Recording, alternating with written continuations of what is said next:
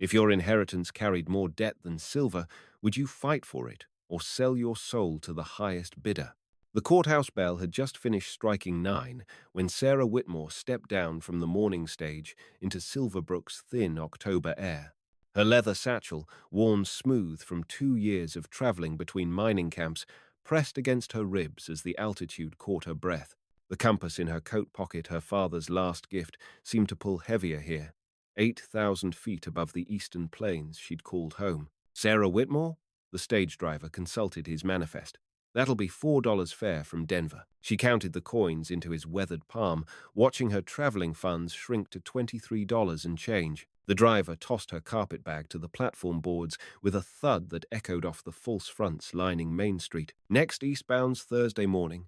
If you're not staying long. Sarah adjusted her grip on the satchel. Inside, wrapped in oiled cloth, lay the deed that had brought her to this high-country town, a piece of paper that made her the rightful owner of 40 acres and a played-out silver claim. Her uncle's final act before the consumption took him. The assay office drew her first, its painted sign creaking on iron chains.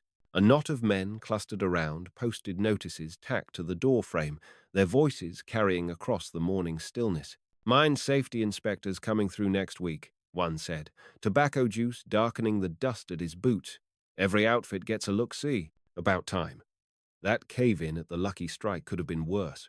Sarah approached the group, her boot heels announcing her presence on the wooden sidewalk.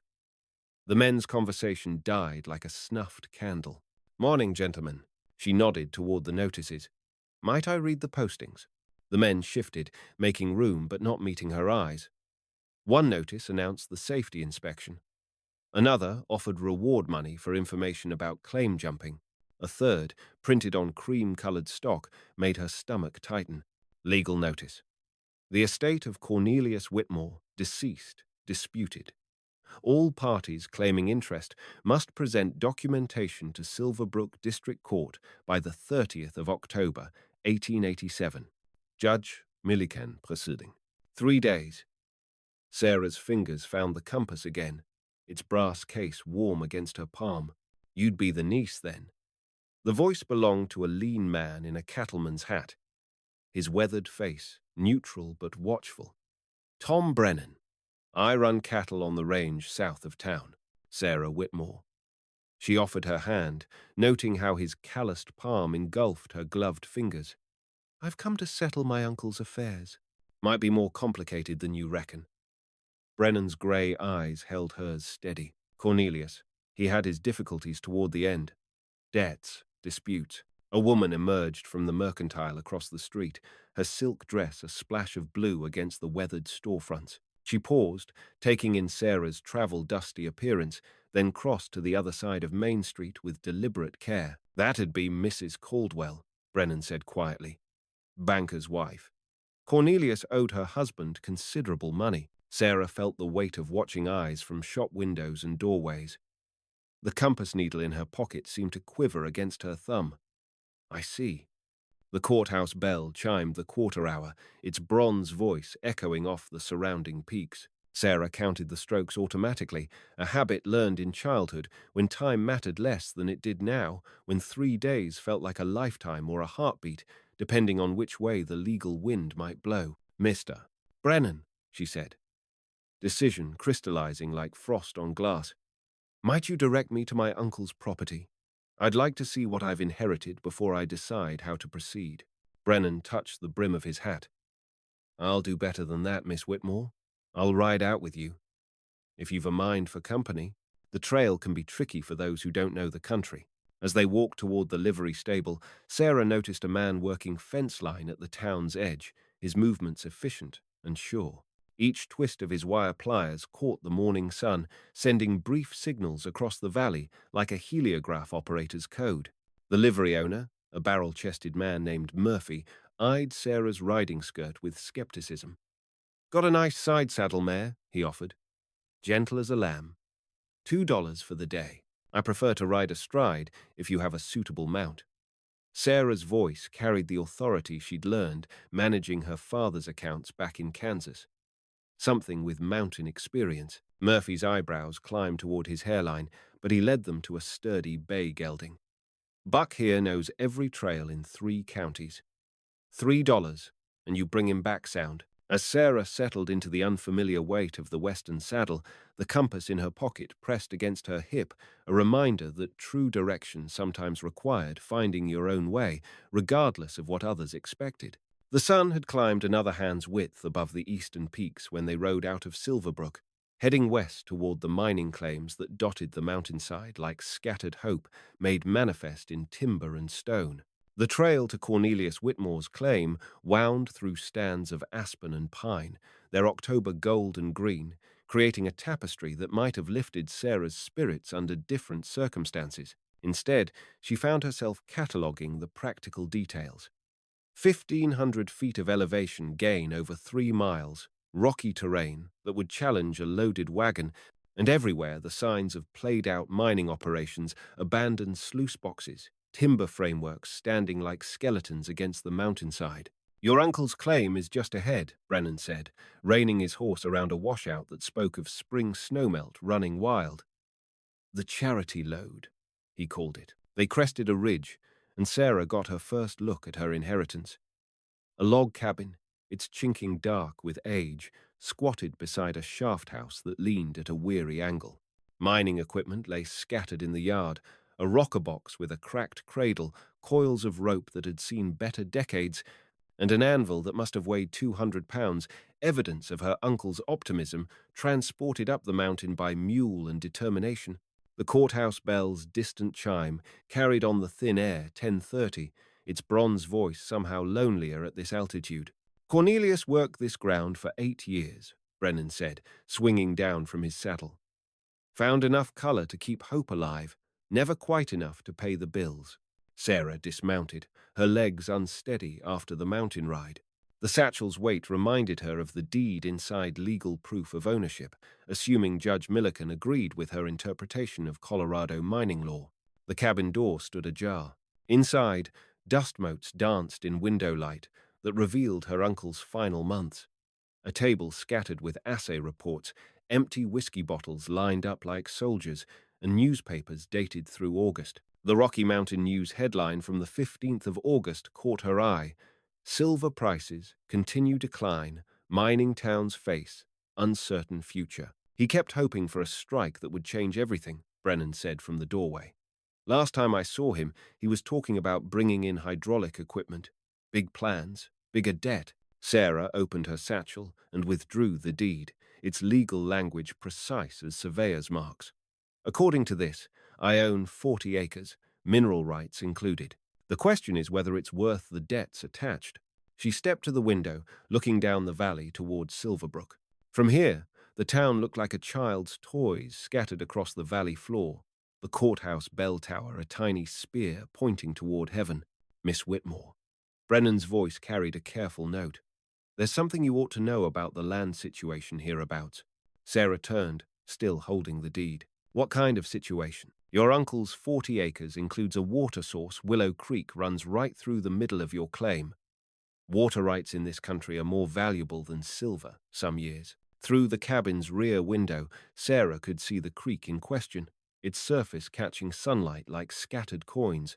A small thing, perhaps 10 feet wide, but running clear and steady even in October's dry season. And, she prompted, the Caldwells, the banker, and his missus, they've been buying up land with water access, consolidating holdings. Your uncle's creek feeds the irrigation system that keeps their ranch operations going down in the valley.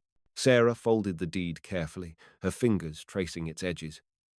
The compass in her pocket seemed to grow heavier, as if it could sense the weight of decision approaching. A new sound drifted up from the valley, the rhythmic ring of hammer on metal. Someone was working, despite the morning chill, their labor marking time like a human metronome. That'd be Jim Crawford, Brennan said, following her gaze. He's been extending fence line all along the valley floor. Boundary work, mostly, but he's particular about property lines. Sarah watched the distant figure for a moment, noting the steady rhythm of his work. In Kansas, her father had taught her that good fences made good neighbors, but also that some fences were built not to keep livestock in, but to keep people out. Mr. Brennan, I need to ask you something directly. She met his gray eyes. What exactly did my uncle owe, and to whom? Brennan removed his hat, running fingers through greying hair. Near as I can figure, about $1,200 to the Silverbrook Bank, plus another $300 to various merchants in town. The bank holds a lien against the property. $1,500. Sarah's heart sank as she calculated, more than her annual teacher's salary back in Kansas, more than the deed was likely worth in current market conditions. The hammer sounds from the valley continued, steady as clockwork. Sarah found their rhythm oddly comforting evidence that someone, at least, was building something instead of watching it crumble. "There's more," Brennan said quietly. "The Caldwells made your uncle an offer last month. They wanted to buy the claim for $2,000, enough to clear his debts with money left over. He refused. He did. Said the water rights alone were worth twice that, and he wasn't about to let them corner the market on creek access." Brennan's voice carried grudging admiration. "Stubborn as a mule, your uncle. Some folks called it principle. Others called it foolishness." Sarah walked to the cabin's front window, looking down at Silverbrook spread across the valley floor. Smoke rose from a dozen chimneys, each one representing lives and livelihoods that depended on the town's continued existence. If the mining economy collapsed entirely, what happened to the merchants, the livery operators, the women who took in laundry? The compass in her pocket pressed against her hip bone, its brass case warming to her body heat. Her father had carried it through 3 years of Union Army service, trusting its needle to point toward home when everything else pointed toward uncertainty. "I need to think," she said finally. "And I need to understand exactly what my legal position is before I make any decisions." The distant courthouse bell chimed 11 o'clock, its bronze voice a reminder that time moved forward regardless of human hesitation. Sarah counted the strokes automatically, a habit that had become as natural as breathing. 3 more days until Judge Milliken's deadline. 3 days to decide whether to fight for an inheritance that might be worth less than its accompanying debt, or to walk away from the last connection to family she had left.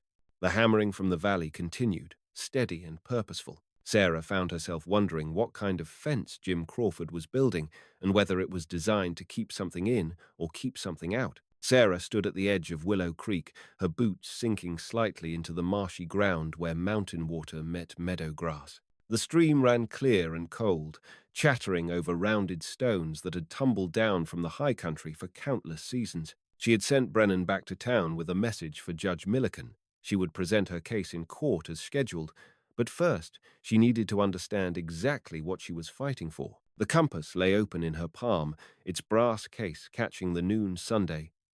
Due south. The needle pointed steadily toward Silverbrook, due north toward the high peaks where snow already dusted the summits in October white. East and west, the needle wavered slightly in the mountain air, as if uncertain which direction offered the truest path. A footstep behind her made her turn. A man approached from the direction of town, his gait steady despite the uneven ground. He carried a fence post driver and wore the kind of practical clothes that spoke of outdoor work: canvas pants, leather boots that had seen plenty of weather, a wool shirt with sleeves rolled up despite the mountain chill. "Miss Whitmore?" His voice carried easily across the meadow. "I'm Jim Crawford. Tom Brennan mentioned you'd come up to see the property." Sarah closed the compass and slipped it into her pocket. "Mr. Crawford, I heard your hammer from the cabin, industrious work for such a cool morning." Crawford planted the post driver in the soft ground and rested both hands on its handle. He was younger than Brennan, perhaps 35, with the kind of weathered face that came from years of working under an open sky. His eyes, she noticed, were the color of creek, water, gray-green and direct. "Property lines don't respect the weather," he said with a slight smile. "Your uncle asked me to survey the boundary between his claim and the valley grazing land. I've been working my way up from the main road, setting markers as I go. And what have you found?" Crawford gestured toward the creek, then swept his arm to encompass the surrounding meadow.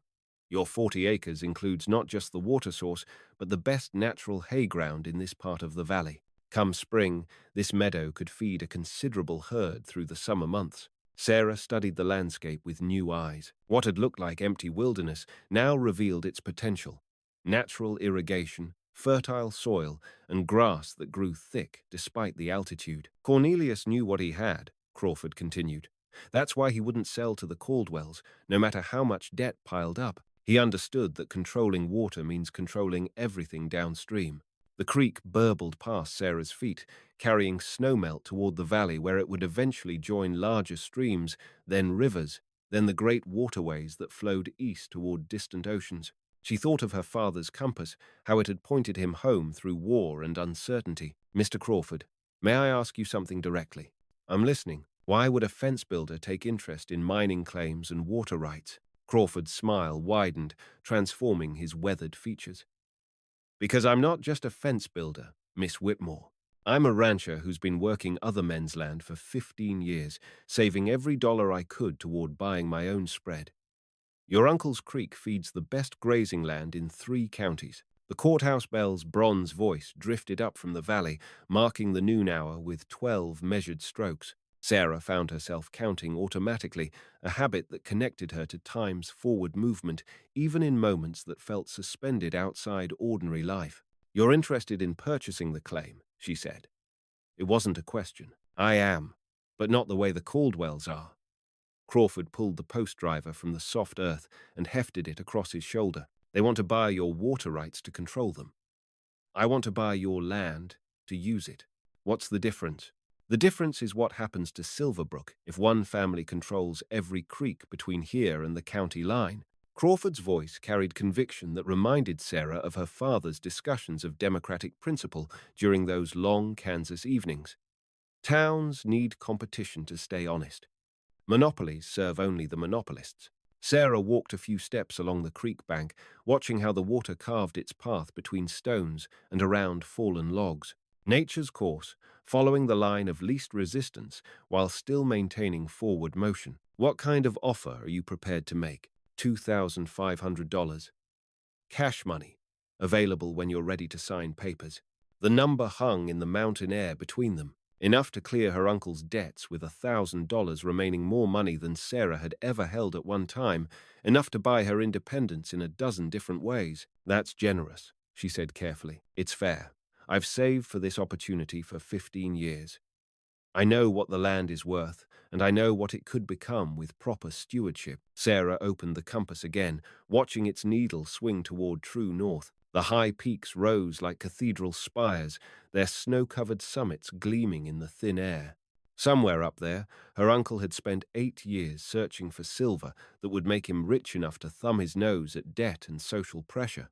He had died poor in terms of cash money, but rich in the conviction that some things, water, land, principle, shouldn't be sold to the highest bidder without considering the consequences. Mr. Crawford, I need to ask you to be patient with me. I have a court appearance in 3 days, and I need to understand all my options before I make any commitments. Crawford nodded, shifting the post driver to his other shoulder. I understand, but Miss Whitmore, I should mention, the Caldwells have been buying up every available water source in the valley. If they acquire your creek, they'll control irrigation for every farm and ranch between here and the Colorado River junction. That's a powerful position. And a dangerous one? For everyone else, yes. The compass needle steadied, pointing toward the peaks where her uncle had spent his final years chasing silver dreams. Sarah closed the case and looked directly at Crawford, noting how his gray-green eyes held hers without wavering. 3 days, she said. After I present my case to Judge Milliken, I'll give you my answer. Crawford touched the brim of his hat. Fair enough. I'll be working fence line down in the valley if you need to find me. The sound of the post driver carries pretty well in this country. As he walked back toward town, Sarah remained beside the creek, listening to its constant murmur. The water spoke of permanence and change, both the same stream that had run here for centuries, but never the same water twice. The compass in her pocket seemed to pulse with warmth, as if her father's spirit approved of careful deliberation over hasty decision. Some choices, she realized, were about more than money. Some choices were about what kind of person you became in the making of them. The Silver Bell Saloon buzzed with conversation as Sarah pushed through the batwing doors at 2 o'clock, her riding boots announcing her presence on the plank floor. The barkeep, a portly man with rolled shirt sleeves, looked up from polishing glasses with surprise that quickly shifted to caution. Afternoon, miss. he said formally. Ladies' parlor is upstairs, if you're looking for Mrs. Henderson about sewing work. Actually, I'm looking for information. Sarah approached the bar, noting how conversations at nearby tables grew quieter. I'm Sarah Whitmore, Cornelius Whitmore's niece. I understand my uncle spent considerable time here toward the end. The barkeep set down his glass with deliberate care. Cornelius was a regular, that's true. Paid his tab in silver dust most months. Though toward the end, he shrugged eloquently. Toward the end, he paid in promises, a voice said from the corner table. A grizzled man in miner's clothes raised his whiskey glass in mock salute. Promises and talk about hydraulic equipment that was going to make us all rich. Sarah turned toward the voice, her satchel containing the deed pressed against her side. You worked with my uncle? Worked for him, more like. Last 6 months, anyway. Pete Kowalski's my name. Your uncle hired me to help with the heavy lifting when his lungs got too bad for real work. The courthouse bell's bronze voice drifted through the saloon's open windows, marking 2:15 with measured strokes. Sarah counted automatically, aware that each chime brought Judge Milliken's deadline closer. What kind of heavy lifting? She asked. Kowalski gestured for her to join him at his corner table, away from the bar's listening ears. Digging, mostly. Your uncle was convinced there was a main vein running deeper than he'd gone, kept talking about bringing in water pressure to blast through the hard rock. Sarah sat carefully, aware of curious glances from other patrons. Did he find anything? Not silver. But he found something. Kowalski lowered his voice.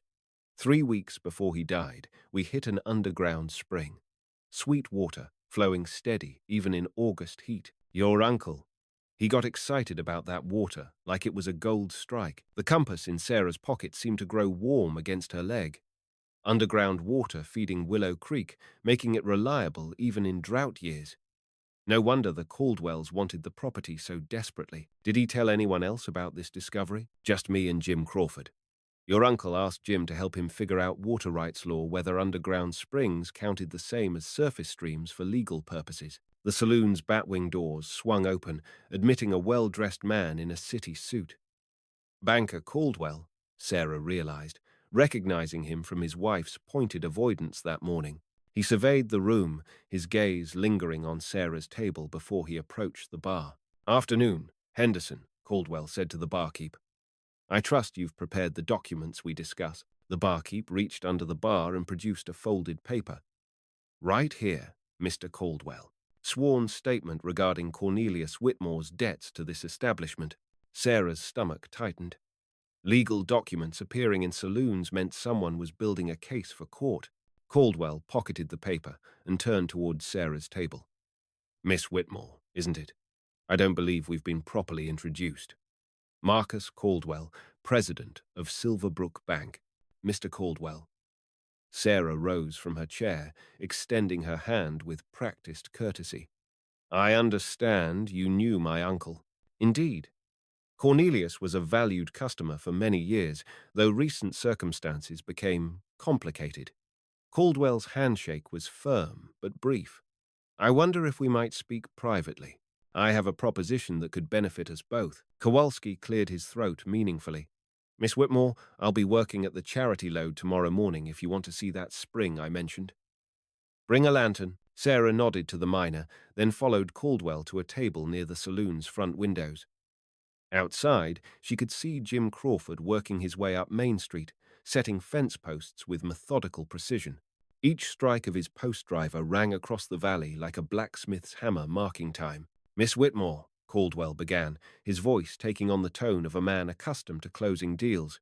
I'll speak plainly. Your uncle's estate carries significant debt, $1,500 to my bank alone, plus various merchant accounts around town. The mining claim, while sentiment makes it valuable to you, has little practical worth in current silver markets. Sarah kept her expression neutral. I'm listening. However, my wife and I are prepared to make a generous offer for the property.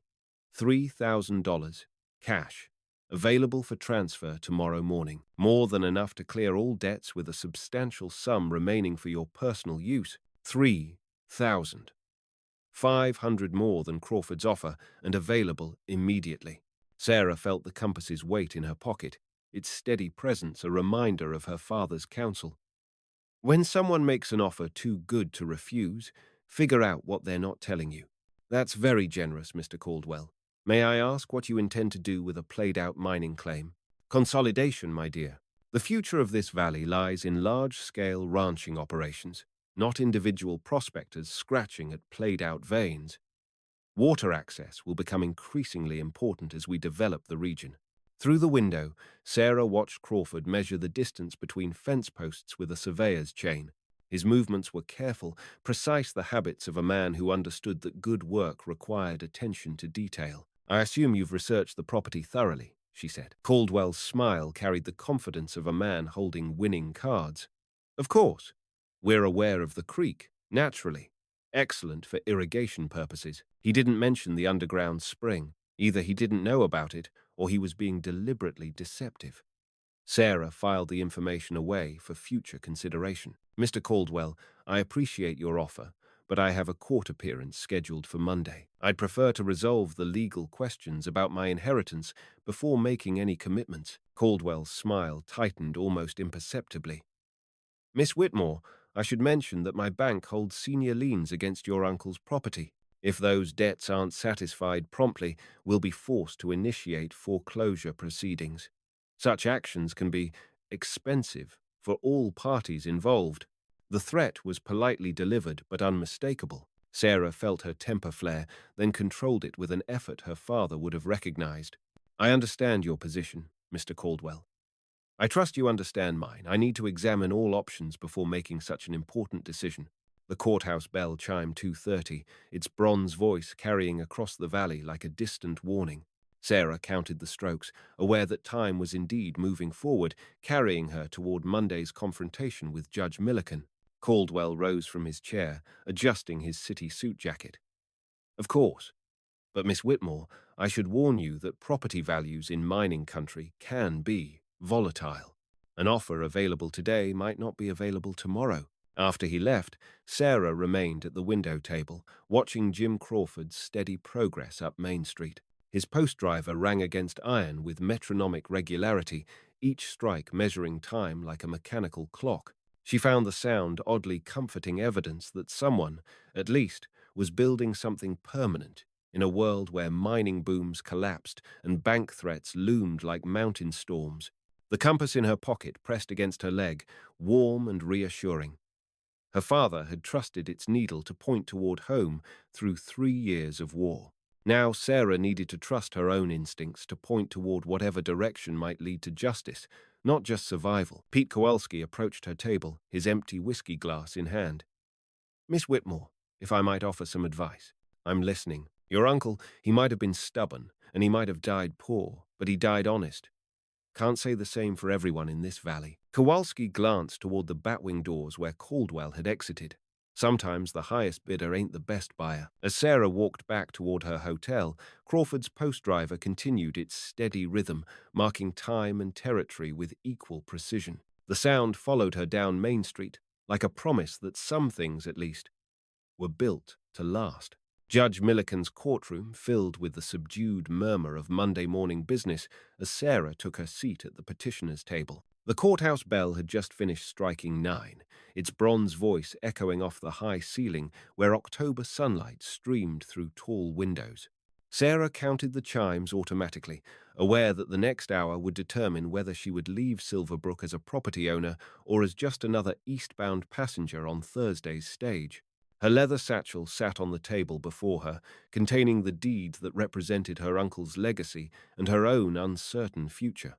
The brass compass in her pocket pressed warm against her leg, a talisman of steadiness in a room where legal winds might blow from any direction.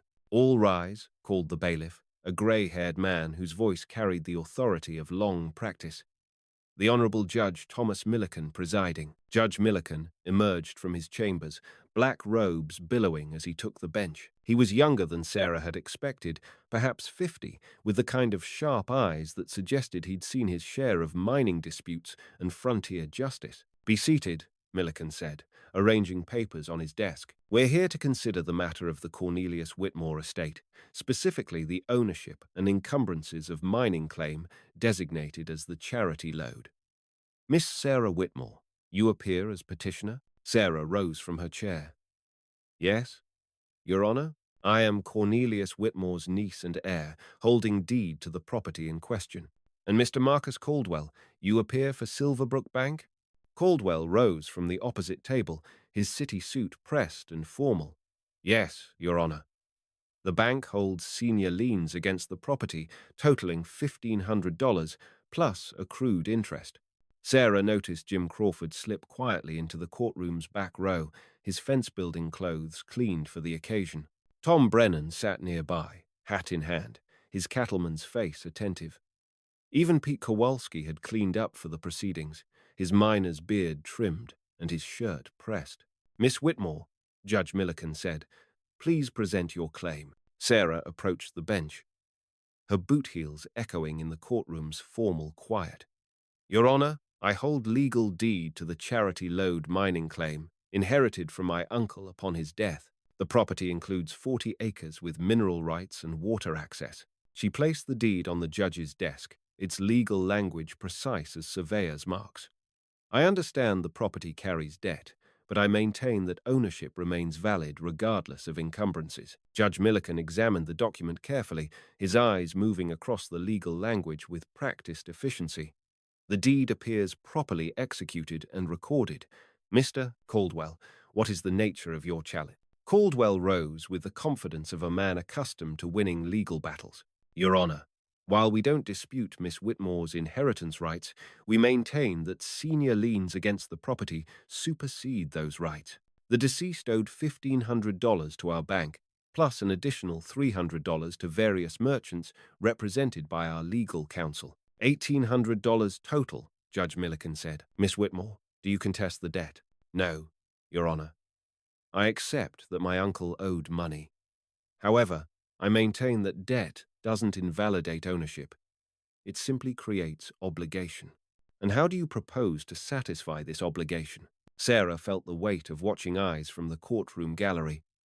Crawford's steady gaze, Brennan's supportive nod, even Kowalski's encouraging smile. Her father's compass seemed to pulse in her pocket, its brass case warming to her body heat. Your Honor, I have reason to believe the property is worth considerably more than the attached debt. I request time to arrange financing for debt satisfaction. Caldwell stood immediately. Objection, Your Honor. The defendant has had ample opportunity to resolve this matter. Silverbrook Bank made a generous offer of $3,000 for the property, more than enough to satisfy all debts with money remaining. This offer was declined. Miss Whitmore? Judge Milliken's voice carried a note of inquiry. Your Honor, I declined that offer because I believe the property's true value exceeds the amount offered. I have reason to believe there are water rights involved that haven't been properly assessed. The courtroom stirred with interest. Water rights in high country mining disputes often proved more valuable than mineral rights, especially in drought years. What evidence do you offer regarding these water rights? Judge Milliken asked. Sarah looked toward the back of the courtroom where Pete Kowalski sat with his hat in his hands. The miner nodded almost imperceptibly. Your Honor, I call Pete Kowalski as witness. Kowalski rose from his seat and walked to the witness chair with the careful dignity of a working man in a formal setting. The bailiff administered the oath, and Kowalski placed his calloused hand on the courthouse Bible. Mr. Kowalski, Sarah said, you worked with my uncle during his final months? Yes, miss. Hired me for heavy work when his lungs got too bad for digging. During this work, did you make any discoveries regarding water sources on the property? Caldwell rose quickly. Objection, Your Honor. Hearsay. Mr. Kowalski, Judge Milliken said, please confine your testimony to direct observation. Yes, sir. Kowalski straightened in the witness chair. 3 weeks before Cornelius died, we was digging in the back of the main shaft, trying to follow a quartz vein. We hit an underground spring sweet water, flowing steady. More water than I'd seen in any mine shaft in 20 years of digging. The courtroom erupted in murmurs. Judge Milliken rapped his gavel for order. Mr. Kowalski, in your professional opinion, was this a significant water source? Yes, sir. Significant enough that it feeds Willow Creek year-round, keeps the water flowing even in August heat. Sarah felt the tide of legal fortune shifting in her favor. Your Honor, I submit that this underground spring constitutes a major water right that substantially increases the property's value beyond the attached debts. Judge Milliken leaned back in his chair, considering the testimony. The courthouse clock's pendulum marked seconds with brass precision, each tick echoing in the formal quiet. "Mr. Caldwell," the judge said, "did your bank's assessment of the property include evaluation of water rights?" Caldwell's confidence wavered almost imperceptibly. "Your Honor, we assessed surface water access, as noted in the original deed. We were not aware of subsurface water sources." "I see." Judge Milliken turned toward the courtroom gallery. "Mr. Crawford, please approach the bench." Jim Crawford rose from the back row, his fence, builder's boots quiet on the courthouse floor. "Your Honor, you've been surveying property lines in this vicinity. Do you have professional opinion regarding water rights on the Whitmore claim?" Crawford glanced at Sarah, then faced the judge directly. "Your Honor, I've surveyed the entire drainage system between here and the county line. The Whitmore property controls the headwaters for the most reliable water source in 3 townships. If there's an underground spring feeding that creek, it makes the water rights worth considerably more than the attached debt." The courtroom stirred again. Sarah felt the compass in her pocket grow warm, as if her father's spirit approved of men who spoke truth regardless of personal cost. Judge Milliken rapped his gavel. "Order." He consulted his pocket watch, 10:15, the brass case catching window light. "This court recognizes that water rights assessment requires professional evaluation. Miss Whitmore, I'm prepared to grant you 30 days to arrange proper water rights survey and debt financing, provided you can demonstrate good faith effort to satisfy the obligations." "Your Honor," Caldwell interrupted, "the bank's position." "Mr. Caldwell, the bank's position is noted. However, this court will not permit foreclosure on property that may be worth substantially more than the debt involved. Justice requires proper assessment." Sarah felt her heart lift like a bird released from captivity. 30 days. Time enough to arrange financing, time enough to determine the property's true value. But Caldwell wasn't finished. "Your Honor, I must inform the court that Silverbrook Bank has received another party's offer to purchase our liens at face value, effectively assuming the debt obligation and acquiring immediate foreclosure rights." The courthouse fell silent. Sarah felt the compass in her pocket grow cold, its brass case suddenly heavy as lead. "What party?" Judge Milliken asked. "Western Land Consolidation Company, Your Honor. A Denver-based concern specializing in large-scale agricultural development." Crawford's voice cut across the courtroom from his position near the bench. "Your Honor, Western Land Consolidation is a subsidiary company. Their parent corporation is Rocky Mountain Agricultural Enterprises, owned by Marcus Caldwell's brother-in-law." The courtroom exploded in voices. Judge Milliken's gavel cracked like a gunshot against his desk. "Order, Mr. Crawford.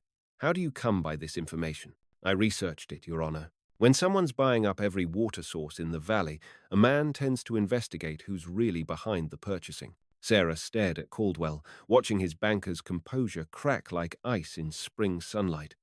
The compass in her pocket suddenly felt warm again, its brass case pulsing against her leg. "Mr. Caldwell," Judge Milliken's voice carried the chill of high country winter, "you failed to disclose your personal interest in these proceedings." "Your Honor, my brother-in-law's business activities are separate from—" "Are they, Mr. Caldwell?"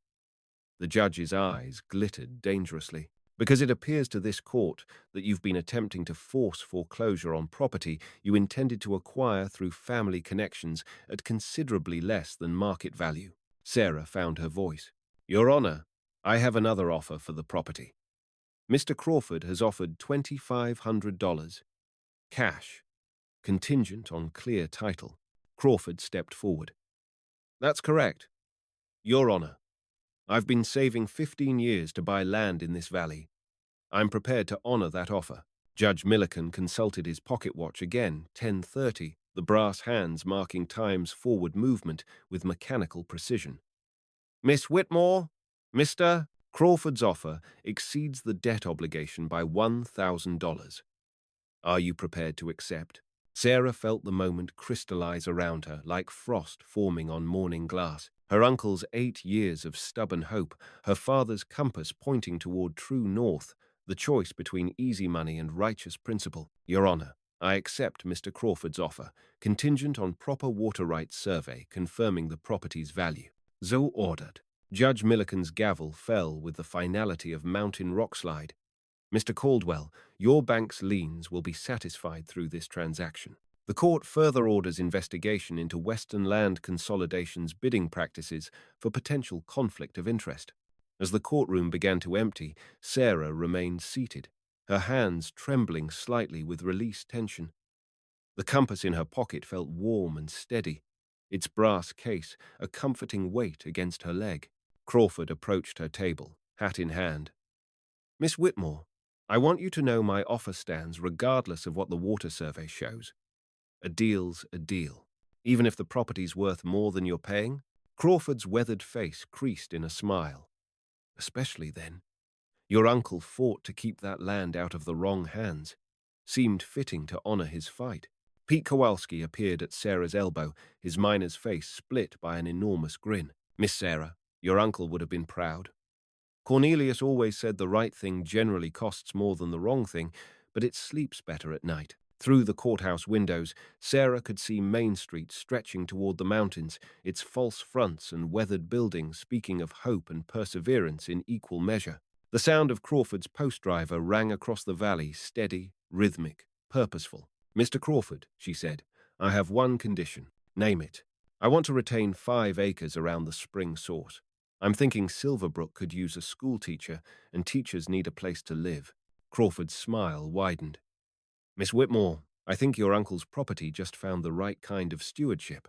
The courthouse bell chimed 10:45, its bronze voice carrying across the high country like a promise that some things, justice, principle, the flow of clear water over mountain stones, endured longer than the schemes of men who confused ownership with dominion.